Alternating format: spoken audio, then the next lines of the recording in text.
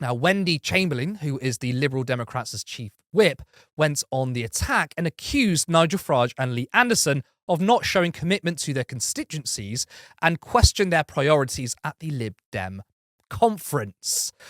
At the party's autumn conference in Brighton, Wendy Chamberlain suggested constituency work appeared to not be the priority of the Reform UK MPs, both of whom host shows on GB News. Months after it was revealed Mr Farage was the highest paid MP outside of Parliament, with a £98,000 a month GB News gig. Wow. Miss Chamberlain backed potential plans to stop MPs hosting shows outside Parliament. And speaking to The Independent at her party conference, Miss Chamberlain said, "The saddest thing of all is communities like Clacton and Ashfield are the ones that actually need the most assiduous constituency MPs to get underneath the casework. It suggests where your priorities are. If you're earning more from doing that kind of stuff, TV, than you are as a constituency MP, I'd be interested to... Excuse me, I'll start that again. I'd be interested to know what the constituency experiences are to date." Now, she talks about GB News, and I certainly want to get onto that topic with, the role of MPs in the media. But Max, I'll start off with this. It's a low-hanging fruit question, but do you agree with Chamberlain that Farage and Anderson are not committed to their constituents they are supposed to represent? Yeah, I agree to a certain extent. No, I completely agree. Nigel, as according to the report there, Nigel Farage earns more per month for GB News than he does as an MP. So if I were paying you more per month to do a particular job than your current job you earn in a year, which would you do? Who would you be more loyal to? So it comes down to this point. How can Farage be loyal to his constituents if he's earning much more outside Parliament? But also, we keep hearing about how MPs are overworked, stressed, and that they don't have time to spend with their families. But Nigel Farage and Lee Anderson and Richard Tice, it seems, have lots of extra time to do other things. So obviously, yes, they are abandoning their constituents. They should be in their constituencies, listening to the questions. They should have surgeries. I don't think Farage has actually held any surgeries yet, unless it was "look how cool I am" surgery. He spent more time, listening to Donald Trump rant and rave about cats and dogs than he's listened to his constituents. And it's not just about Farage and Tice. It's what it does to democracy, because it turns it into a laughingstock, and it convinces ordinary voters that, well, they're all the same. And there are people who are working really hard for their constituents, people who are putting in the hours, listening to the concerns, trying to fight on their behalf. Zara Sultana is an MP I have huge respect for. She's somebody who really has her finger on the pulse of the problems that are facing working class people at the moment. And I think she's a treasure. And she's working hard. Well, Farage and others, they're there just to boost the image of Reform UK. And I think it was maybe it was Harriet Harman who mentioned, and maybe I don't want to misquote her if it wasn't her, but one of I think it was a Labour MP, said, look, what Farage is doing is he's going into Parliament, kicking up a bit of a stink, and then using that to drive traffic, to drive viewers to GB News' show after his time in Parliament. So Parliament is a vehicle for him. He's not there to represent his constituents. He's not there to fight on their behalf. And of course, an MP is supposed to represent also those who didn't vote for them in the constituency. Farage is doing neither. He's not representing people who voted for him. He's not representing people who didn't vote for him. He's there just to create an image, to boost his image, and of course to boost the image of Reform UK. If you listen to some of the questions he's asked, they're not related to his constituent. He's not asking, when are we going to get a new hospital, or when are you going to, improve infrastructure in the area? What about jobs? No, it's about immigration, or it's about things that he can use on his show later on. And as I said, it undermines democracy, because while Farage and Tice and Lee Anderson engage in these sort of things, it paints a very negative picture of MPs who, maybe working their fingers to the bone to try and do what's best for their constituents. Yeah, and you made a really good point again about how, oh, well, they don't have enough time. They're working so hard. They seem to have a lot of time when so many MPs take second jobs, don't they? Yeah, and Also, it's not MPs just can turn up reform. to a Yeah, vote there or are not. lots of MPs with second jobs, and when it comes to the Precisely. second, yeah, when it comes to the second jobs, I'm an advocate of having no second jobs. Some people Yes. will say, well, maybe we should create exceptions for somebody who's a GP, or in the NHS, or somebody who Mm, works for a charity. See, the thing is, once you create exceptions, then they will grow, and yeah. I think it would be better if somebody. It's great to have somebody who's an MP and a GP, or an MP and a doctor. Um, but I think it would be better for them to stick to medicine and leave the politics, because what it does, it creates too many exceptions, and then people say, well, I need to work for this company, or I need to do this extra work for a Mm, business, or I need to write a book, or I need to write a column for the Daily Mail and stuff like this. And they will say, well, we're not paid enough. Well, when they're talking down to the working class, they say, well, then just change your job. So mm. we should respond in the same way. If you're not happy being an MP, if it's not paying enough, go and do something else. I'm actually an advocate for maybe increasing the wages if it's not enough. Now, we were talking at the beginning where Keir Starmer, can't afford to buy suits, but if 96,000 pounds a year isn't Mm. enough, okay, then pay a bit more, but remove the second job, because once you have a second job, your time is split. And if the second job is paying more than your job as an MP, then what are you going to focus on? Anyone who has two jobs, one job is paying more than the other, they're going to focus on the job that pays the most, and the other becomes a hobby eventually. So we're going to go back to the time of the 1800s, where the richest people became MPs Yeah, because they couldn't. precisely. Being an MP was a hobby, Mhm. and they're not going to represent the working class. They're not going to represent their constituents, and I think this is a fundamental problem. So Richard Tice, Lee Anderson, Nigel Farage, these are people who obviously they're not interested in representing people if it's not themselves. I was going to bring up the exact point, actually. There was a time, wasn't there, before MPs had a wage, and obviously it was just the rich because they could afford to do it, and actually bringing in the wage for MPs was a very good idea. So yeah, I mean, you might make the case to increase the wage. I think that if you're in the top 1%, you're probably okay. Also, banning second jobs is a must. Obviously, yeah, you said about the exceptions, because I've spoken about this and people said to me, what about exceptions for working in the NHS?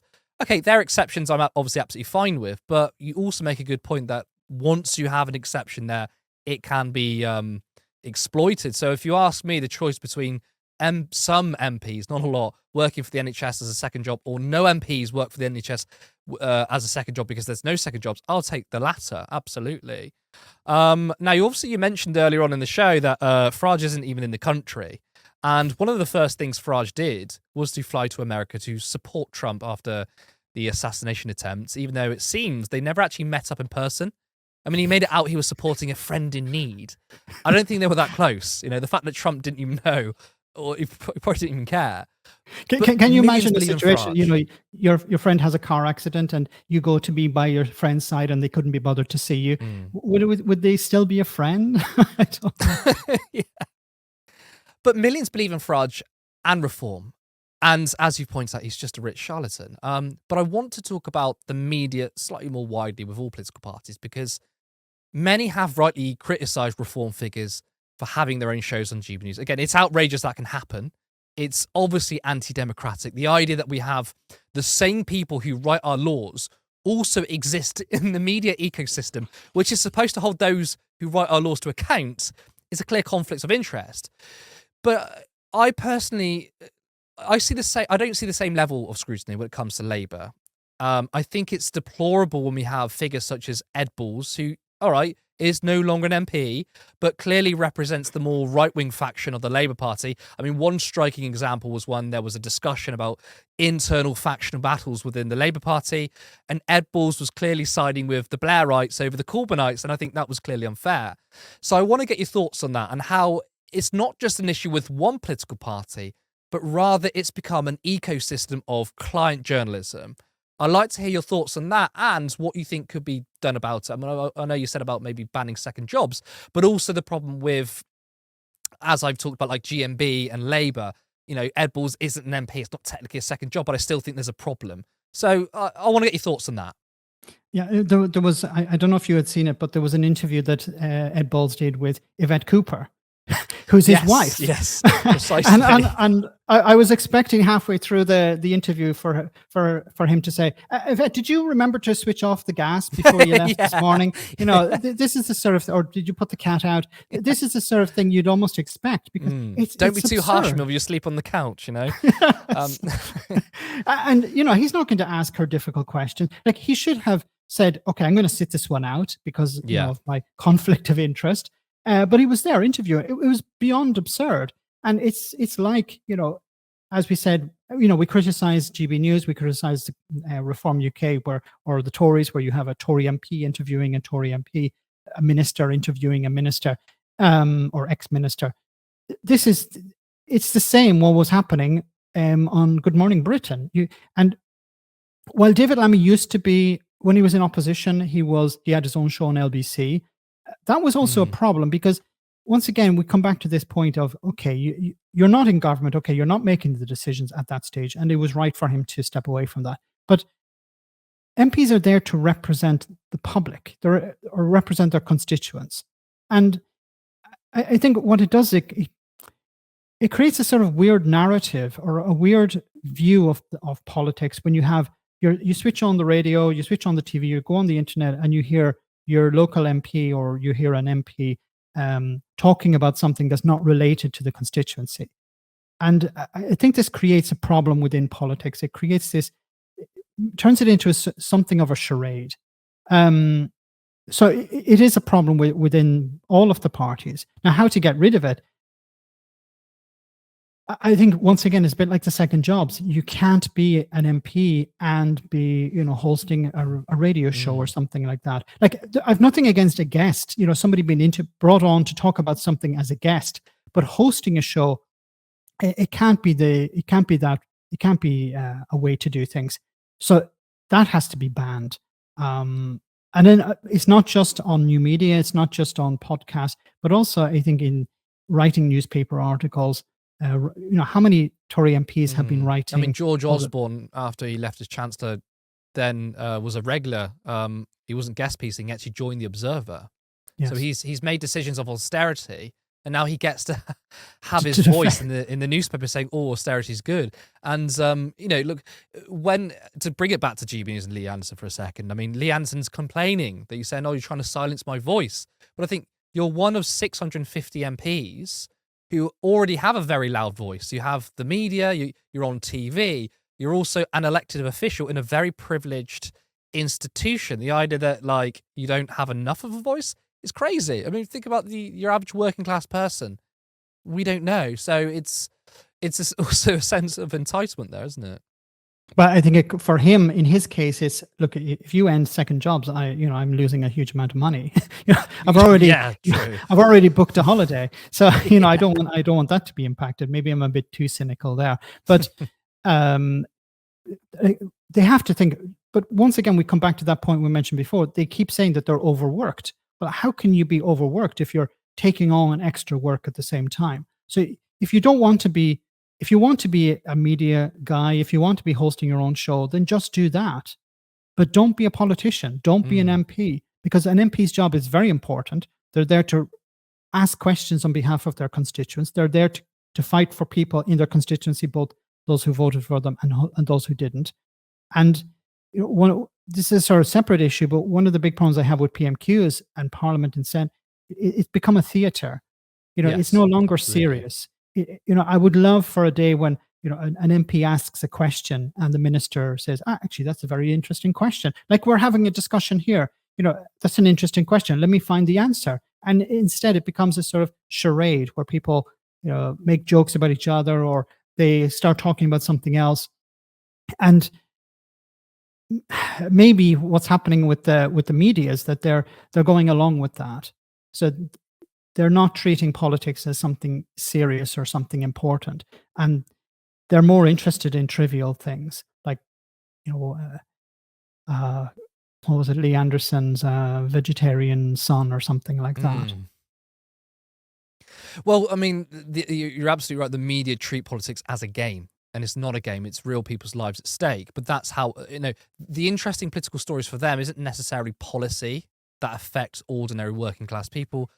The stories like, Starmer taking money for clothing or some kind of scandal, that's the really interesting stuff for them. And of course it's interesting for them because 90% of journalists went to private school.